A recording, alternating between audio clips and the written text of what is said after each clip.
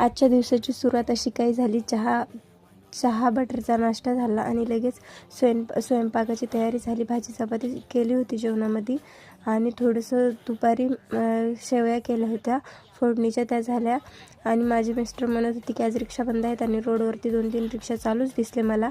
आणि त्यानंतर इथं मी ब्लाऊज फिटिंग करून घेतली. ब्लाऊज फिटिंग करायचा होता आणि शौर्यसाठी काही रवा भाजून घ्यायचा होता, तो मी तुपामध्ये थोडासा भाजून घेतला. सायंकाळी आम्ही मॅगी बनवली आणि मॅगी खाल्ल्यानंतर रात्रीच्या जेवणामध्ये वरण भाताचं कुकर लावलं होतं.